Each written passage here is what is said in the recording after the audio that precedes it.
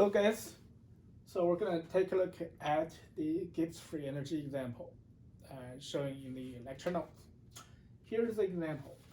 We have a reaction here, 4 HCN plus 5 oxygen that goes into 2 parts of water, 4 parts of CO2, 2 parts of nitrogen gas.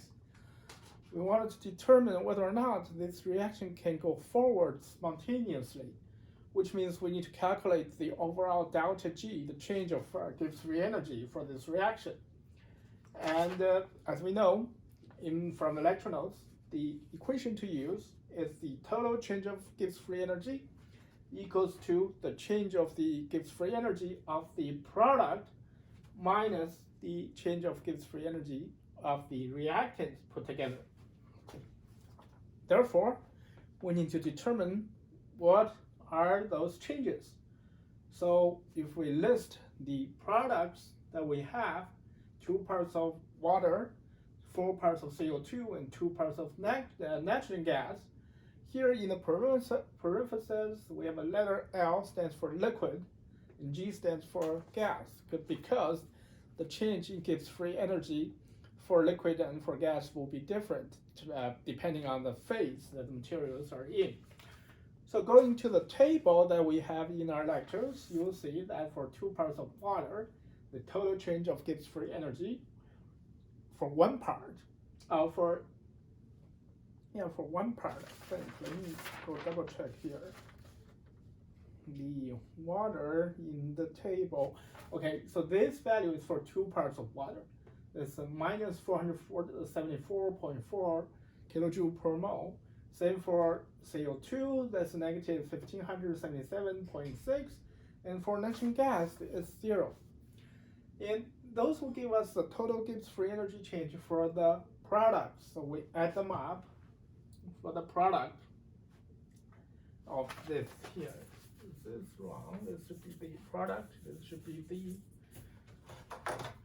So this is the product. This is the reactants. So we add them up for the product, we got negative 2052 kilojoule per mole. We do the same for reactants. There are 2 reactants there. HCN, which is the liquid, 4 parts of that. The total change of Gibbs free energy is 484. This is positive. And for 5 parts of oxygen gas, that's 0. Sure, 0 here as well. So when we add the total change of Gibbs free energy for the reactants together, that's 484. And we calculate the total change of Gibbs free energy for the entire reaction. We'll take the total change of Gibbs free energy for the product, which is negative 2052, minus total change of Gibbs free energy for the reactant, which is 484. That will give us negative 2052 minus 484, and that is negative 2536 kilojoule per mole. And certainly this value is less than 0. That means our reaction is spontaneous.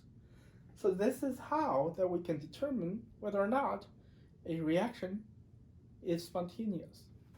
And the answer to that particular question for this particular reaction is, it is.